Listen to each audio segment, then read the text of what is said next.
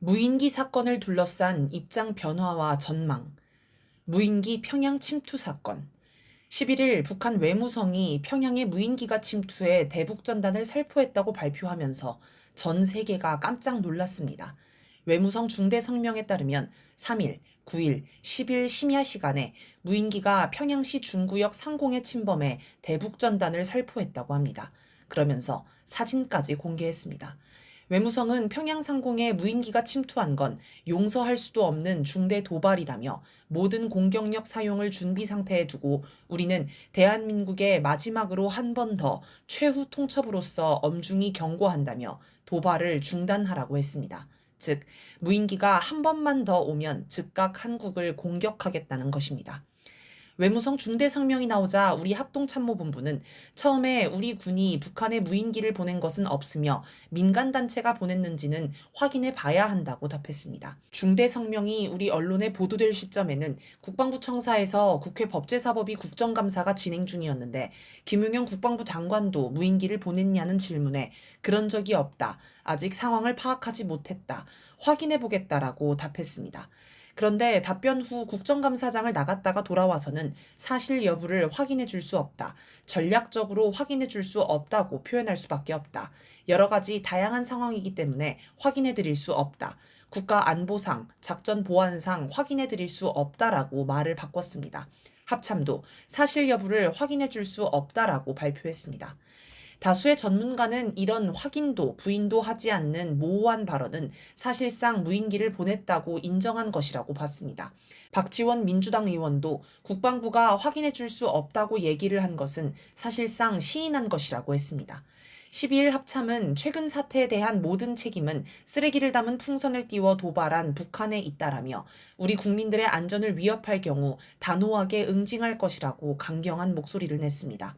13일에는 국방부가 성명을 통해 우리 국민 안전에 위해를 가한다면 그날이 바로 북한 정권의 종말이 될 것이라고 목소리를 높였습니다. 14일 김명수 합참의장은 해군 인천해역방어사령부를 방문해 적 도발 시에는 좌고우면하지 말고 즉각, 강력히, 끝까지 응징할 것을 지시했습니다. 이런 우리 군부의 태도는 윤석열 대통령이 올해 광복절 경축사에서 흡수통일 방침을 선포한 이후 계속된 대북강경 발언의 연장선입니다. 윤 대통령은 국군의 날 기념사에서도 북한 정권 종말의 날을 언급하며 대북 강경 발언을 하였습니다. 김용현 국방부 장관은 9월 6일 취임식에서 적이 도발하면 즉강 끝 원칙으로 참혹한 대가를 치르도록 할 것이라며 북한을 자극했습니다. 한편 북한은 12일 김여정 조선노동당 중앙위 부부장 담화에서 우리는 이번 무인기 도발의 주체, 그 행위자들이 누구이든 전혀 관심이 없다. 군부 깡패든 월경 도주자 쓰레기 단체든 다 같이 철면피한 대한민국의 족속들이라는 사실만을 직시할 뿐이라고 하며 다만 우리 수도의 상공에서 대한민국의 무인기가 다시 한번 발견되는 그 순간 끔찍한 참변은 반드시 일어날 것이라고 재차 경고했습니다. 또 같은 날 총참모부 작전 예비 지시를 하달해 군사분계선 인근 포병연합부대와 중요 화력 임무가 부과되어 있는 부대들의 완전 사격 준비 태세를 갖추도록 했습니다. 13일 김여정 부부장은 재차 담화를 발표해 서울의 깡패들은 아직도 상황 판단을 제대로 못하고 여태껏 해오던 그 무슨 설전을 주고받는 것으로 오판하며 허세 부리기에 연속편을 써나가고 있는 것 같다 라며 상황이 심각하다는 것을 확인한 후 속히 타국의 영공을 침범하는 도발 행위의 재발 방지를 담보하라고 요구했습니다. 같은 날 북한 국방성 대변인은 담화를 통해 괴멸이라는 단어의 뜻풀이를 해보고 과연 우리가 괴멸을 공언했다면 어떤 선택을 하겠는지 가늠해보는 것이 좋을 것이라고 하여 핵공격을 암시했습니다. 14일을 기점으로 바뀐 분위기. 14일 저녁 김여정 부부장이 세 번째 담화를 발표했습니다. 그런데 이날 담화의 내용은 이전과 달랐습니다. 핵보유국의 주권이 미국 놈들이 길들인 잡종 개들에 의하여 침해당하였다면 똥개들을 길러낸 주인이 책임져야 할 일이라고 하여 처음으로 미국 책임론을 제기한 것입니다. 같은 날 유엔군 사령부가 무인기와 관련한 북한 주장을 알고 있다며 유엔사는 현재 이 문제를 정전협정을 엄격히 준수하며 조사하고 있다라고 밝혔습니다. 이 발표는 시간상으로는 김여정 부부장 담화 전에 나왔습니다. 따라서 담화에 대한 반응은 아닙니다. 다만 북한이 담화를 발표하기 전에 따로 미국에 통보했을 수는 있습니다. 지난 9일에도 북한이 남북도로 철길 분리 공사를 한다고 북한군 유엔사 통신선을 통해 미군에 알린 적이 있습니다. 과연 미국은 무인기 사건에 어느 정도 관여했을까요? 지난 5월 미국 NBC 뉴스는 미국 고위 당국자의 말을 인용해 미국 정부가 북한이 미국 대선판을 흔들기 위해 고강도 도발, 이른바 10월 서프라이즈를 계획 중인 것으로 보고 예의주시하고 있다라고 보도했습니다. 이에 대비해 바이든 정부가 비상계획을 준비했다는 소식도 전했습니다. 그리고 10월이 되자 한반도의 전쟁 위험이 한국전쟁이 발발한 1950년 이후 가장 높다는 주장이 나왔습니다. 미국 내 한반도 문제 전문가인 스팀슨 센터 로버트 A. 매닝 연구원이 7일 외교안보 전문지 포린폴린시에 기고한 글에 나오는 내용입니다. 이걸 뒤집어 생각해보면 미국이 10월에 한반도에서 전쟁 위기를 조성하겠다는 예고일 수 있습니다. 우리 군이 무인기를 보냈다 하더라도 미국 승인 없이는 불가능합니다. 평양까지 무인기를 보내는 행위는 전쟁으로 이어질 수 있는 극도로 위험한 일인데 이걸 우리 군이 미국 몰래 단독으로 했을 리는 없습니다. 게다가 최첨단 감시 정찰 수단을 집중해 북한과 군사분계선 일대를 관찰하는 미군이 평양으로 날아가는 무인기를 포착하지 못했을 리도 없습니다. 즉, 이번 무인기는 미국의 지시 혹은 승인 아래 우리 군이 보냈을 가능성이 높습니다. 그런데 전쟁 위기를 조성하기 위해 무인기를 보냈으면서 정작 북한이 강하게 반발하고 군사적 움직임을 보이자 갑자기 꼬리를 내렸습니다. 유엔사가 이 문제를 정전협정을 엄격히 준수하며 조사한다는 건 북한을 향해 내가 윤석열 정부를 단속할 테니 더 이를 키우지 말자는 뜻입니다. 현 상황이 부담되고 자기에게 매우 위험하다고 판단되니 상황을 안정시키려 한 것으로 보입니다.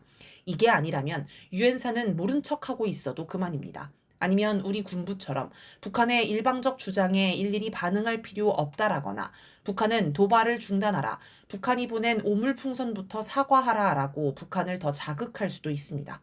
미국이 보인 모습은 지난 6월 대북 확성기 사태와 유사합니다. 당시 우리 군이 대북 확성기 방송을 시작했다고 발표하자 주한미 대사와 주한미군 사령관이 연달아 반대의 뜻을 밝혀 논란이 되었습니다. 그러더니 갑자기 유엔사가 군사분계선 일대에서 발생한 사안들의 정전협정 위반 여부를 조사하고 있다고 발표했습니다. 우리 군이 미국 승인 없이 확성기 방송을 했는지는 알 수 없지만 김여정 부부장이 담화로 새로운 우리의 대응을 언급한 후 미국이 이런 모습을 보인 것은 확실합니다.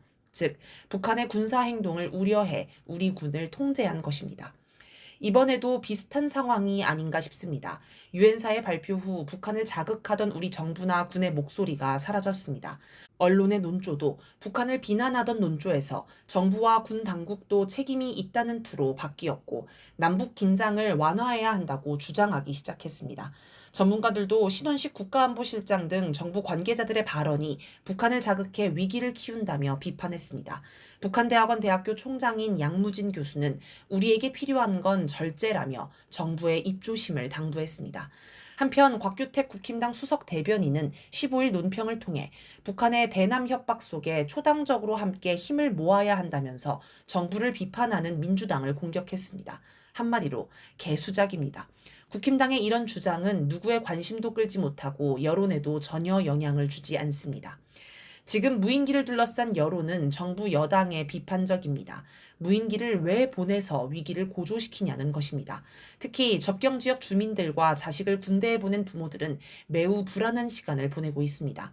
드론작전 사령부가 있는 포천의 한 주민은 포천이 북한의 제1목표가 될 것이라는 이야기가 주민들 사이에서는 공공연히 돈다라고 우려했습니다. 전망. 무인기 사태가 앞으로 어떻게 흘러갈지 예상해보면 대략 3가지 방향을 생각해 볼 수 있습니다. 첫째, 우리 군이 무인기를 또 보내서 결국 전쟁이 발발할 수 있습니다. 북한은 무인기를 또 보내면 곧바로 공격을 시작하겠다고 했고 그것도 국지전 정도가 아니라 끔찍한 참변, 괴멸이 일어날 것이라고 했습니다.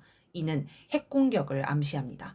아마 북한은 무인기를 발견한 즉시 핵미사일을 퍼부을 것입니다. 북한이 말하는 중요 화력 임무가 부과되어 있는 부대가 바로 핵미사일을 운용하는 부대일 것입니다. 북한은 방아쇠의 안전장치는 현재 해제되어 있다라고 했는데 이는 핵무기 종합관리체계인 핵방아쇠의 안전장치를 해제했다는 뜻으로 풀이할 수 있습니다. 둘째, 윤석열 정부가 북한의 요구대로 타국의 영공을 침범하는 도발 행위의 재발 방지를 담보하고 사태가 종료될 수 있습니다. 그런데 이렇게 되면 윤석열 정부는 곧바로 몰락합니다. 윤석열 정부의 지지 기반인 보수 세력이 북한의 요구에 굴복한 정부를 용인할 수 없기 때문입니다. 그래서 윤석열 정부는 북한의 요구를 일단 거부할 것입니다. 윤석열 정부의 몰락은 미국도 바라지 않습니다. 그런데도 결국 북한의 요구를 수용한다면 그건 피치 못할 사정이 있기 때문일 것입니다. 즉, 차라리 북한의 요구를 수용하는 게 더 낫다고 판단했을 때 일어날 일입니다. 비슷한 일이 2015년에 있었습니다. 2015년 8월 비무장지대에서 지뢰가 폭발한 사건이 있었는데 이에 대응한다며 우리 군이 대북 확성기 방송을 재개했습니다. 그러자 북한은 48시간 이내에 대북 확성기를 철거하지 않으면 군사 행동을 개시한다고 선포했습니다. 그러면서 북한은 준전시 상태를 선포하고 잠수함의 70%를 출항시켰으며 최전방 포병을 2배로 늘렸고 공기부양정 20척을 전진 배치하며 특수부대를 이동시켰습니다. 긴장한 미국이 한미연합훈련을 중단시키고 B-52 전략폭격기 위력 시위도 취소했습니다. 그리고 박근혜 정권에게 협상 타결을 압박했습니다. 당시 언론 보도에 따르면 미국이 상황을 완화시키도록 노력해 줄 것을 한국에 요청하였다라고 합니다. 말이 요청이지 한미 관계가 미국이 한국에 뭘 요청하는 관계는 아닙니다. 그냥 대화로 사태를 풀라며 한국 정부를 압박한 것입니다. 결국 박근혜 정권은 대북 확성기 방송을 중단했습니다. 그러자 정부가 북한에 굴복했다며 보수 세력이 반발했습니다. 지지 기반을 잃은 박근혜 정권은 끝내 몰락했습니다. 셋째, 현 상태가 한동안 유지되다가 시간이 흐르면서 유야무야 되는 것입니다. 정부가 아무것도 하지 않으면, 즉 무인기를 추가로 보내지 않으면 북한도 한국을 공격하지는 않을 것입니다. 하지만 이미 평양에 대북 전단이 뿌려졌기 때문에 북한이 이대로 그냥 넘어가지는 않을 것입니다.